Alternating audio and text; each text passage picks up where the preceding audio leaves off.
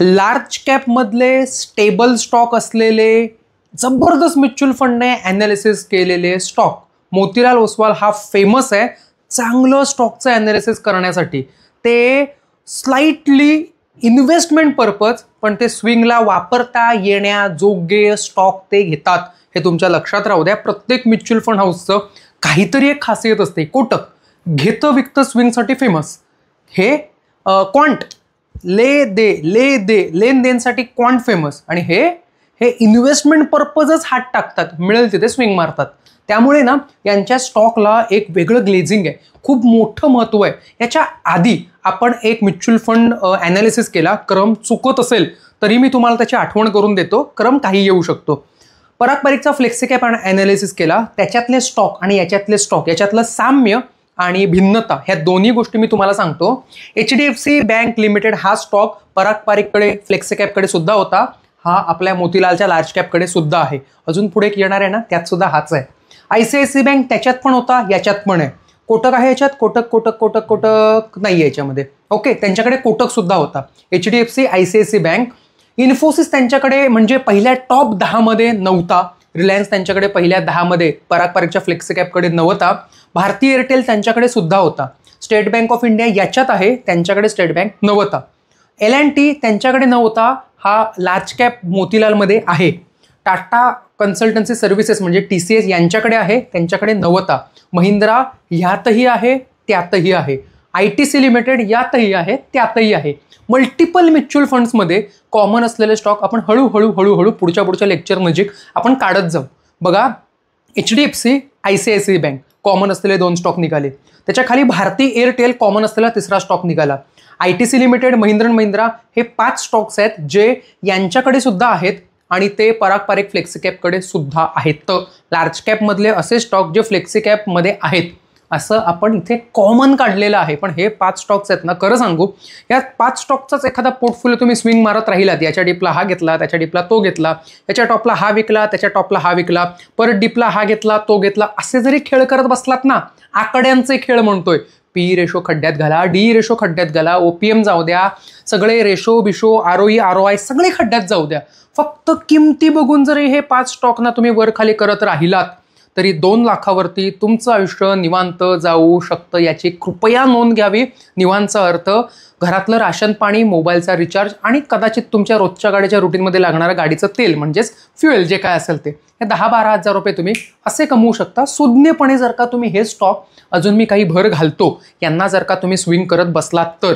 मी बोलणारं प्रत्येक वाक्य हे अभ्यासपूर्ण, दैदिप्यमान आणि माझ्या अनुभवांवरती डिपेंड आहे. माझा अनुभवाचा अर्थ असं होत नाही की माझ्या 7-8 वर्षाचा अनुभव, 10-15 वर्ष मार्केटमध्ये असलेल्यांशी जी मी गप्पा करतो, चर्चा करतो, त्यांचे अनुभव जाणून घेतो, त्यातून सुद्धा हेच दिसतं. एखाद्या चार्टवरती मागे गेलात 1 वीकची कॅन्डल लावून तर तुम्ही 10 वर्षाचा एकत्रित अभ्यास करता, तो सुद्धा करून सगळ्याच्या अंतीचं क्रक्स मी तुम्हाला सुरुवातीलाच देतो. असं म्हणतात की एकदम क्रक्स जर का दिला तर त्याचं महत्त्व राहत नाही. पण ठीक आहे, महत्त्व ठेवणं न ठेवणं तुमच्यावरती आहे, सांगणं मात्र माझं काम आहे. ओके, HDFC बँक प्रायव्हेट सेक्टरची बँक आहे. रिलायन्स आहे ना, हा बिझनेस भरपूर करतो पण रजिस्टर्ड स्टॉक हा रिफायनरीज आणि मार्केटिंगचा आहे, लक्षात राहू द्या. इन्फोसिस आणि TCS तुम्हाला माहिती असेल कॉम्प्युटर सॉफ्टवेअर कन्सल्टिंगमध्ये आहे, सेम याच्यामध्ये. L&T सिव्हिल कन्स्ट्रक्शनमध्ये पण तो बऱ्याच ठिकाणी आहे. डिफेन्सपासून बऱ्याच गोष्टीत हा येतो. आपल्या डिफेन्सच्या लेक्चरमध्ये पण L&T बद्दल मी विस्तृतरित्या भरपूर गोष्टी सांगितल्या आहेत. ITC डायव्हर्सिफाईड FMCG आहे. पॅसेंजर कार्समधला महिंद्रा आहे. ओके, आता मला सांगा याच्यात तुम्हाला टाटा कुठे दिसतोय का? ज्या टाटाची वाताहत लागली, जो टाटा खड्ड्यात गेला, त्याच्यावरती आपण देश का लोहा म्हणून विश्वास ठेवला होता टाटाच्या कारवरती, त्यांनी ठेवलाय का? त्यांना वाटत नाही का देश का लोहा, देशच्या गोष्टी? म्हणून सांगतो तुम्हाला, स्वतः जाण्यापेक्षा एक्सपर्ट जिथून जाताय तिथून जावा. कदाचित रस्ता लांब पडेल, रस्ता सोपा होईल, पोहोचाल वेळेत, नाहीतर पेपर निघून जाईल, वर्षही निघून जाईल तुमचं. ओके, हेच तुम्हाला सांगतोय. मोतीलालने सुजलॉन विकल्यावरती सुजलेला पटकन खाली आला, माहिती आहे ना, पावर. ओके, चलो पुढे. HDFC या बँकेबद्दल काही मला सांगायचं नाही आहे. प्रत्येक ठिकाणी इंडस्ट्रीला पण लोन देते, माणसांना पण देते, इन्स्टिट्यूशनला पण देते, सगळ्यांना लोन देते. HDFC बँक, ICICI, कोटक, ह्याच्यात SBI आणि जर का तुम्ही फेडरल घातलात तर हा बँकिंगचा बँक पंचक म्हणतो मी याला. One of the best portfolio. फक्त डीपला घ्या, ठेवून द्या. सगळ्या स्टॉकची वर्षाला डबल होण्याची ताकद आहे, 1.5 पट तर ते होतातच. 5 वर्षात 16 ते 24 पट होण्याची ताकद यांच्यामध्ये आहे. एवढे म्युच्युअल फंड वाढत नाहीत, हे स्टॉक वाढतात. खड्ड्यात जाण्याची शक्यता जवळपास निग्लिजिबल. 5 पैकी 2 जरी खड्ड्यात गेले, 3 तुमचा सगळा पोर्टफोलिओ नील करतील, 2 सुद्धा करतील, एवढी ताकद आहे. पुढे बघा HDFC बँक 553 आता आहे. ओके, मी 560च्या आसपास घेतली होती. मार्केट पडता पडता थोडी घेतली. गेले 6 महिने एवढ्या पडझडीत हा 10% अपला आहे. आत्ताच याने स्प्लिट दिला आहे. 2000चा शेअर 1:1 स्प्लिटमध्ये 1000चे झालेत. 850 पासून 900-950 छानपैकी वर गेला. ह्या डीपमुळे तुम्हाला कमी दिसतोय, पण ॲक्च्युली 14-15% गेले 6 महिन्यात याने दिलेत, जे की एक म्युच्युअल फंड सुद्धा देत नाही. स्वतः मोतीलालचाच मिड कॅप म्युच्युअल फंड 15% देत नाही, जो की ह्याची देण्याची ताकद आहे, हे ध्यानात राहू द्या. पुढे बघा, पी रेशो 20 आहे. 15 ते 20 हा आयडियल पी रेशो असतो, याचा आहे. मार्केट कॅप 7 ट्रिलियन आहे. बँक आहे, याचं भांडवलच आहे, पैसा असलाच पाहिजे, आहे, चांगली गोष्ट आहे. बाकीचे बँक बघा 3-4 ट्रिलियन असतात, याचे चांगले आहेत पैसे. इयरची रेंज 800 ते 1000 पर्यंत आहे, म्हणजे हा असा खूप फ्लक्च्युएट होणारा स्टॉक नाही, हे याच्यातून कळतो. इयरची रेंज मी मुद्दामून सांगतो, हा किती फ्लक्च्युएट होतो हे तुम्हाला कळलं पाहिजे की नाही, इथून कळतं. ओके, चला पुढे. ICICI bank seamless mobile banking. Okay, हे मी स्टॉक शॉर्टमध्ये का उरकतोय, आणि याचं बॅलन्स शीट आणि इन्कम स्टेटमेंट आपण लास्ट लेक्चरला पाहिलेले आहेत, पराग पारिकच्या फ्लेक्सी कॅपमध्ये. क्रम चुकत असेल तर तो परत पुढच्या क्रमात येईलच, पण ते तुम्ही पाहिलं असाल, नसाल तर ते येईलच, अभ्यासक्रमात आहे. सीमलेस मोबाईल बँकिंग ICICI देतं. ICICI बरंच काही देतं. माझ्या स्वतःची बँक आहे, माझा स्वतःचा विश्वास आहे. त्या बँकेत गेल्यावरच मला कळलं की ये तो बहुत लंबी जाएगी. मी 450-500 पासून 750 पर्यंत एक बुकिंग केली. 750-800च्या आसपास घेऊन मी 1400 पर्यंत होल्ड ठेवलाय. मान्य, माझा पोर्टफोलिओतले जे मी प्रॉफिट काढू शकत होतो त्याच्यापेक्षा तो खाली आलाय, पण मी याला ठेवण्यात अजिबात कसरत नाही. या बँकेला मी येत्या काळात 2000, 2500, मी 5000 पर्यंत बघतोय, बिकॉज आहे, ह्या ब्रँडमध्ये दम आहे. 15% 6 महिन्यात दिले. तुम्हाला सांगितलं नाही का, HDFCने पण 15%च दिले होते, पण लास्ट फॉलला तो जरा जास्त त्याच्यात प्रॉफिट बुकिंग झाली. मोठे म्युच्युअल फंड हाऊसेसने कोणीतरी केलं असेल त्यामुळे. ओके, एवढा म्युच्युअल फंड सुद्धा देत नाही, तेवढा एकटा स्टॉक देतो, फक्त लोअरला उचला, बाकी काही नाही.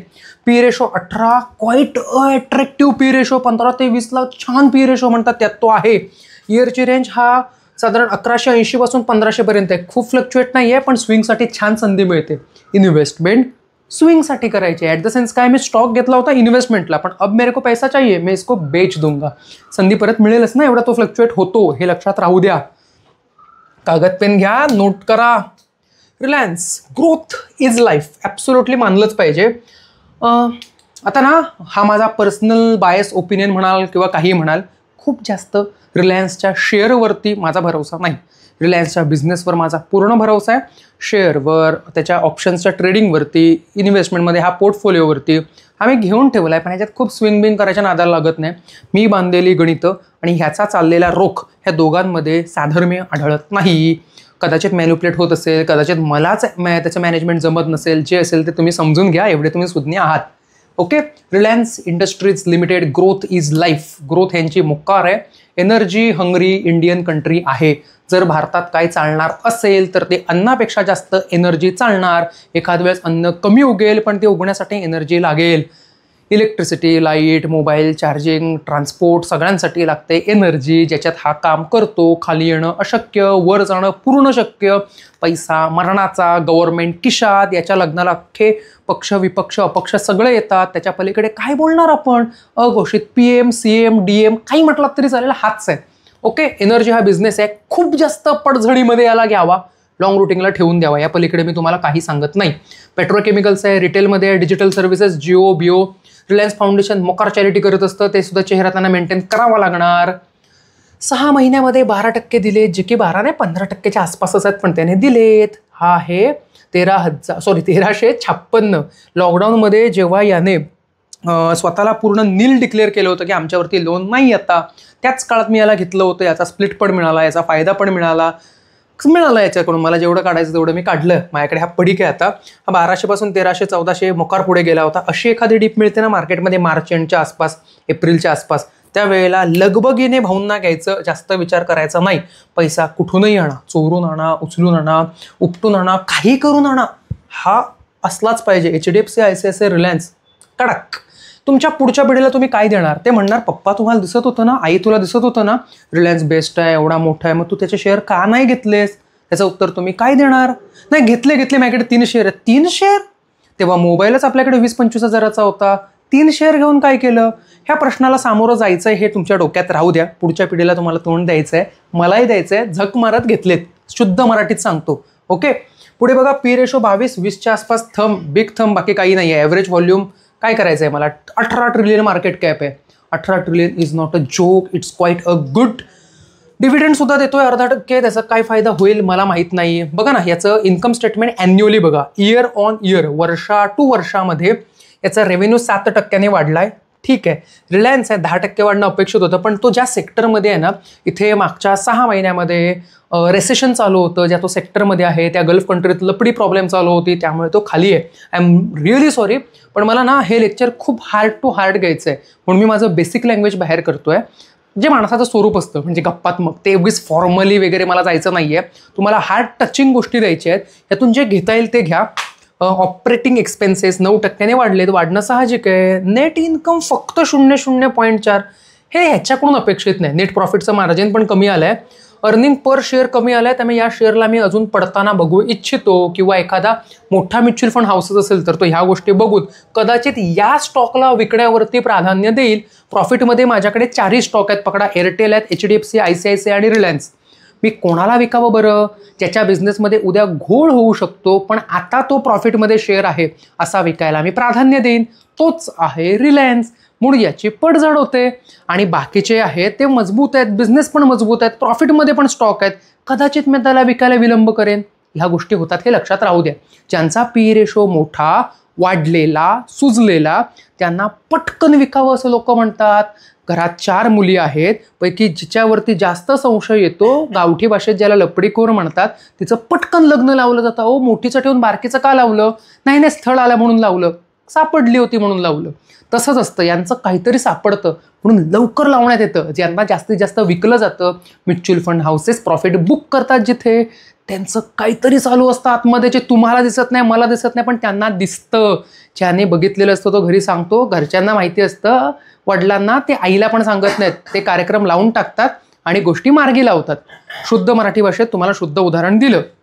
ओके, पुढे बघा, याचं बॅलन्स शीट बघितला तर शॉर्ट टर्ममध्ये इन्व्हेस्टमेंट आले. रिलायन्स सारख्याला 6% म्हणजे खूपच केकवॉक आहे. हे 10-20% पाहिजे होतं. टोटल असेट्स वाढलेत, लायबिलिटी जास्त वाढलेत, एक्सपेक्टेड आहे. रिलायन्स खूप जास्त बॉटम लेवलला काही घ्यावे, लॉंग टर्मला ठेवावे. शेअर होल्डिंग पॅटर्न बघितलं तर प्रमोटरकडे 50% आहेत. रिलायन्सला स्वतःच्या बिझनेसवर भरोसा आहे की त्याने 50% स्वतःकडेच ठेवले. DII कडे जास्त आहेत FII पेक्षा. अर्थात हे एकदम छोटासा फरक आहे, 0.7चा आहे, पण इट्स ओके. DII कडे जास्त आहे म्हटल्यावर जास्त आहेत. ओके, एक माझं ऑब्झर्वेशन, म्हणजे त्याला तुम्ही तुक्का म्हणा किंवा एखादा विचित्र टेक्निक म्हटलात तरी चालेल, ज्या स्टॉकला FII जास्त घेतात त्या स्टॉकला मी जास्त पर्सनली घेतो. कारण मला असं वाटतं की DII पेक्षा FIIचे डोळे जास्त चांगले आहेत. दुसऱ्याच्या देशात, दुसऱ्या प्रांतात जाऊन तिकडची मुलगी करून आणणं, यासाठी तुमची रिसर्च R&D खूप मजबूत पाहिजे की नाही. त्यामुळे त्यांची R&D मजबूत असते म्हणून ते दुसऱ्या देशात येऊन त्या देशातल्या स्टॉकमध्ये पैसे घालतात. ते जास्त डोळसपणे बघतात.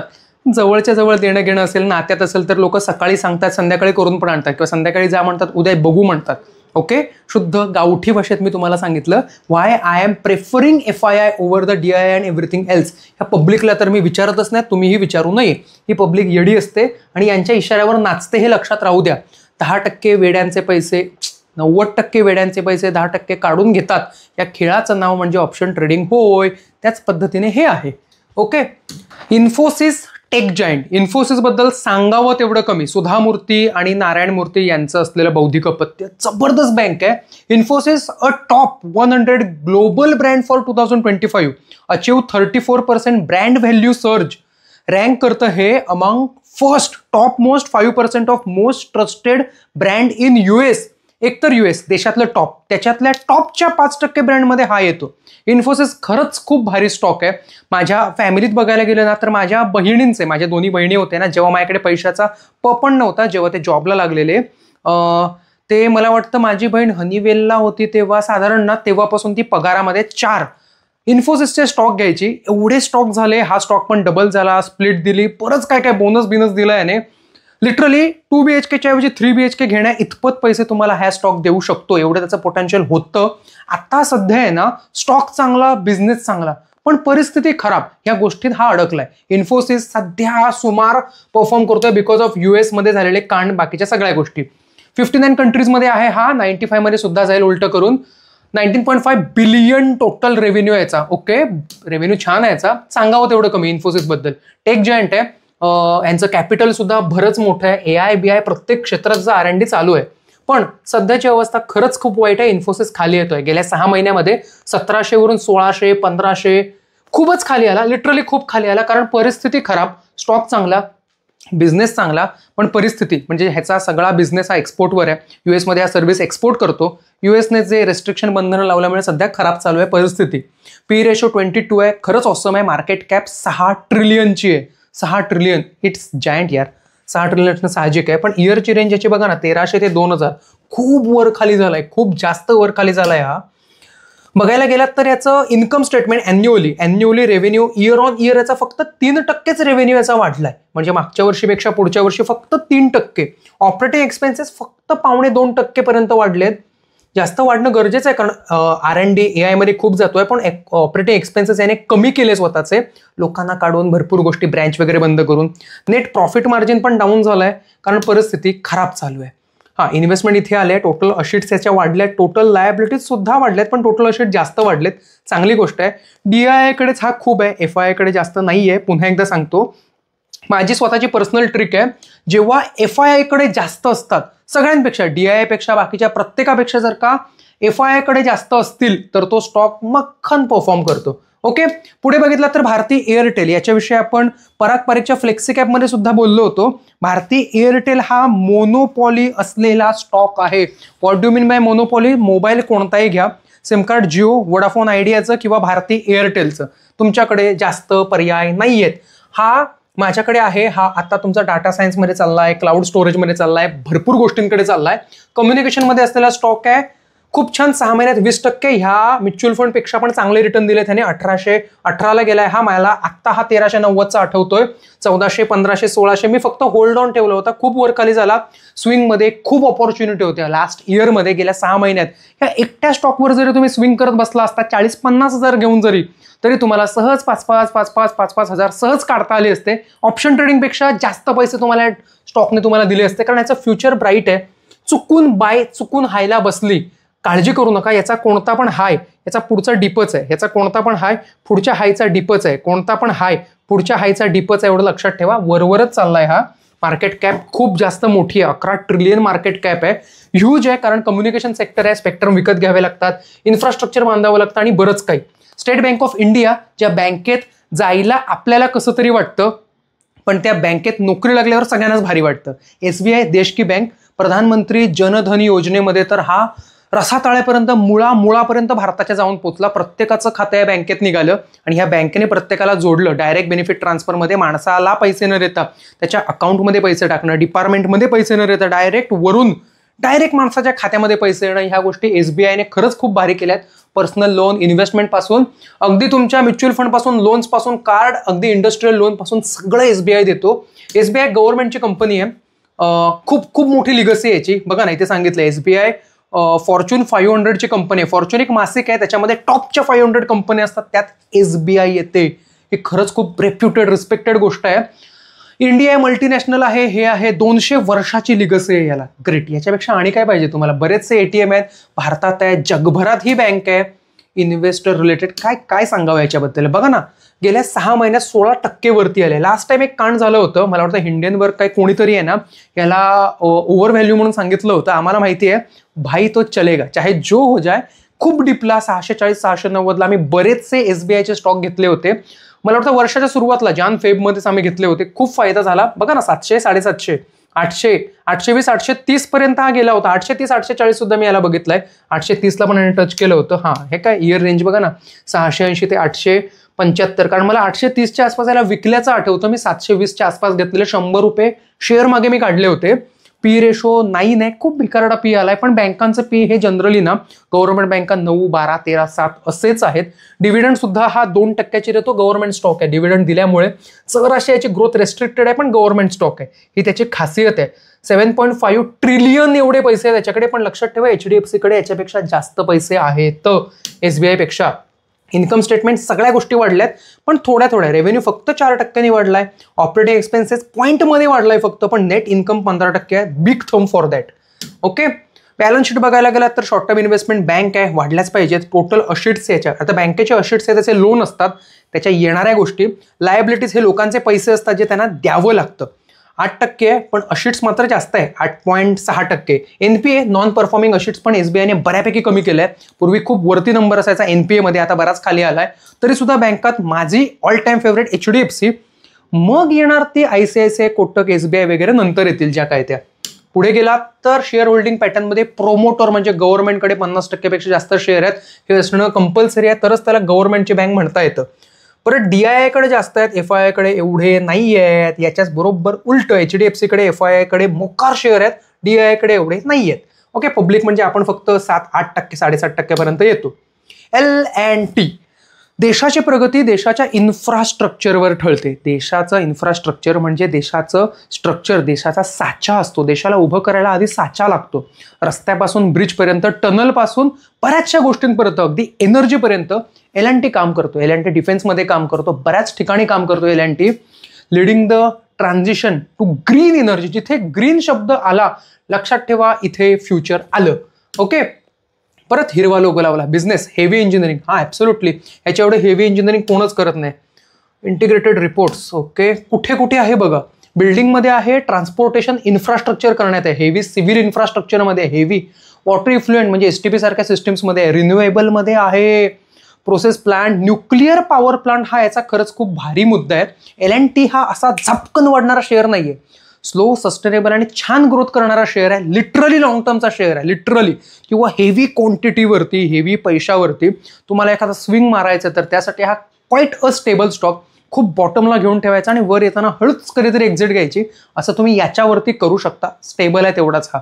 ह्याच्याविषयी अजून सांगायला गेलं ना तर एक ऑपॉर्च्युनिटी ट्रेडिंग नावाची गोष्ट असते. ऑपॉर्च्युनिटी ट्रेडिंग म्हणजे काय, एखादी गोष्ट घेऊन ठेवायची, ह्याच्या मुद्द्यापैकी एखाद्या मुद्द्यावर जरी न्यूज आली तर याचा इन्सर्जन होतो, झपकन वरती येतो. त्या काळात याच्यावरती प्रॉफिट बुक करायचं. एक्झाम्पल, येत्या काळात समजा न्यूक्लिअर पॉवर प्लांटचं खूप मोठं उदाहरण आलं. आता कसं प्रत्येक ठिकाणी घराघरात सोलर लागायला लागलाय. पूर्वी कसं सोलरचे मोठे प्लांट असायचे, तिथून जी सोलर जनरेट व्हायची, तिथून मग ती तुमच्या ग्रीडमध्ये एनर्जी यायची आणि घराघरात पोचायची.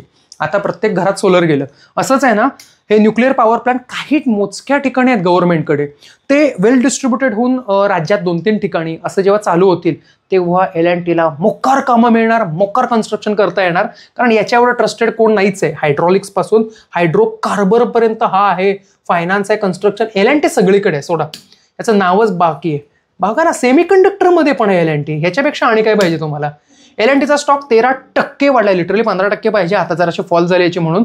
पण बघा ना किती छान स्विंग भेटते. तुम्हाला म्हटलं नाही का हेवी क्वांटिटीत स्विंग करायची आहे. L&T is the best stock. कुठल्या पण मार्केटच्या बॉटमला, कुठल्या पण बॉटमला याला तुम्ही घेतलात तर हा तुमच्याकडे छान ॲव्हरेजमध्ये असेल. 3400, 3500, 3300 छान ॲव्हरेज आहे. अगदी 3600च्या खाली 3550ला कुठे जरी आला तरी मी याला घ्यायला तयार आहे. मार्केट कॅप लिटरली 5 ट्रिलियन आहे याचा. पी रेशो 31 ठीक आहे, ह्या सेक्टरमध्ये 31-30 पर्यंत ओके आहे. इयरची रेंज 2900 ते 3900 एवढं लक्षात ठेवा. छान इयर रेंज आहे स्विंगसाठी. नेट प्रॉफिटचं मार्जिन कमी झालं आहे, कारण कसं असतं याच्यामध्ये गव्हर्नमेंट सेक्टरमध्ये ना आपण बिड टाकतो. बिड त्याची लोएस्ट बिड असतं ती ॲक्सेप्ट होते. लोएस्ट बिड टाकणार, तुम्ही काम करणार म्हटल्यावरती मार्जिन पण कमी मिळतं. हे तुमच्या ध्यानात राहू द्या. म्हणून म्हणत नाही का अचानक डबल नाही होणार, पण हळूहळू चांगला पुढे जाणार. Cash and short term investment 24% वाढल्यात. अशिट्स अँड लायबिलिटी 11% आहेत, पण अशिट जास्त आहेत लायबिलिटीपेक्षा. ही चांगली बिग थम गोष्ट आहे. DII कडे मोकार आहे, FII कडे हा एवढा नाही आहे, सांगतो की नाही. मक्खन असा वर जाईल स्टेबल, सस्टेनेबली. पब्लिककडे 36% पर्यंत आहे, big thumb for that. TCS बद्दल काय सांगू, टाटाची एक जबरदस्त कंपनी. प्रत्येक यूथची, मला वाटतं आता जे कोण चांगल्या कंपनीत आहेत अशांची प्रत्येकाची पहिली कंपनी ही TCSच असते, कारण TCS आहे ना भरपूर लोकांना एम्प्लॉयमेंट देते, करायला खूप सारी कामं आहे त्याच्याकडे आणि कामं बऱ्यापैकी हे आपल्या यूथकडून करून घेते. खरंच TCS त्या बाबतीत मानलं पाहिजे. TCS बऱ्याच ठिकाणी आहे, बँकिंग पासून कम्युनिकेशन, एज्युकेशन, हेल्थकेअर, प्रत्येक सेक्टरमध्ये याचं काही ना काहीतरी आहे. एक्झाम कंडक्ट करेल काय, अजून कुठेतरी मदत करेल का, कॅपिटल मार्केटमध्ये, लाईफ सायन्समध्ये, पब्लिक सर्व्हिसेसमध्ये, ट्रॅव्हल लॉजिस्टिक्स सुद्धा TCS बऱ्याच ठिकाणी आहे. पण परत सांगू का एकदा, this is the best company and best stock which is stuck in bad situation. जसं इन्फोसिस अडकलाय, TCS, ट्रेंड हे सुद्धा तसेच अडकलेत, कारण ना सर्व्हिस एक्सपोर्ट करतात, एक्सपोर्टलाच रेस्ट्रिक्शन्स आलेत, त्यामुळे बिचारा अडकला. 30 बिलियनपर्यंत रेव्हेन्यू आलाय, पण इयर ऑन इयर रेव्हेन्यू चेंजमध्ये हा जरा कमी दिसतो. 39 बिलियन याचा ऑर्डर बुक आहे. चांगले आहेत ऑर्डर्स याच्याकडे, त्याच्यापेक्षा आणि काय पाहिजे. बघा ना, 45 डिग्रीत खाली आलाय. चांगला स्टॉक, चांगला बिझनेस, खराब सिच्युएशनला अडकला. 11% मायनस आहे. खूप दयनीय अवस्था आहे, पण घेण्यासाठी उत्तम वेळ आहे. ज्यांनी मध्ये मध्ये ॲव्हरेज केलं असेल ना, बिचाऱ्यांचा कार्यक्रम वाईट लागला असेल, त्यांच्याबद्दल 2 मिनिटं श्रद्धांजली. P रेशो 22चा आहे, big thumb for 22. Market capital 11 ट्रिलियनचं आहे. TCS 11 ट्रिलियन, बँकेपेक्षा पण मोठं आहे. टाटाकडे मोकार पैसे आहेत, 11 ट्रिलियन एवढे पैसे आहेत त्याच्याकडे. एक काळ चालू आहे ज्याच्यात टाटाचे बऱ्यापैकी स्टॉक्स आहेत अडकलेले, स्टक झालेले किंवा ना वाईट परिस्थितीत दिसतात. टाटाचा मोटर अडकला आहे, टाटाचा इलिक्सी, टाटाचा तुमचा TCS, बरेचसे स्टॉक आहेत ना हे जरा पुअर परफॉर्म्स करताना दिसत आहेत. रेव्हेन्यू वाढलाय बघायचा, बोललो नाही का, 30 बिलियन आलाय, 6% आहे, पण ठीक आहे, 6% इट्स ओके. ऑपरेटिंग एक्सपेन्सेस आणि बऱ्यापैकी कमी केलेत, आठवलेत, चांगली गोष्ट आहे, बिग थम. पण नेट प्रॉफिटचं मार्जिन उतरलं एक्सपोर्ट रेस्ट्रिक्ट झाल्यामुळे. बॅलन्स शीट बघायला गेलात तर 6% खाली आलाय. शॉर्ट टर्म इन्व्हेस्टमेंट याचे 6%. इन्व्हेस्टमेंट तर वाढले पाहिजेत, अशीट्स कमी आहेत, पण लायबिलिटीज मात्र मोकार वाढलेत. पुढे बघा, प्रमोटरकडे 71%, किती मोठा विश्वास आहे हा. त्यामुळे चांगली गोष्ट आहे, लॉंग टर्मसाठी हा खरंच बेस्ट आहे. विप्रोपेक्षा मी TCSला जास्त प्रेफरन्स देईल for long term purpose. DII कडे आहे, FII कडे, DII कडे तेवढेच आहे, 19-20 मधला फरक आहे फक्त 0.5%, पण स्टील DII कडे हे शेअर जास्त आहेत. महिंद्रा, ह्याच्याबद्दल काय सांगावं, हा परागपारिकच्या फ्लेक्सी कॅपमध्ये सुद्धा आहे. बरेच म्युच्युअल फंड बघितला तर त्याच्यामध्ये महिंद्रा दिसतो. आणि ऑटोमोबाईलमध्ये काय घ्यावा, तर एक तर महिंद्रा, 2 तर आयशर मोटर. बाकी मला जास्त काही दिसत नाही, आठवत नाही आणि आवडत पण नाही. महिंद्राकडे काय आहे, ट्रॅक्टरपासून EV पर्यंत, छोट्या गाड्यांपासून इंजिनपर्यंत सगळंच महिंद्राकडे, पिकअप पासून टमटम पासून सगळंच महिंद्राकडे. म्हणजे खरंच XUV700 ही कार जेव्हा त्यांनी आणली ना, तेव्हा ह्यांनी प्रूव्ह करून दाखवलं की हम्मे दम है.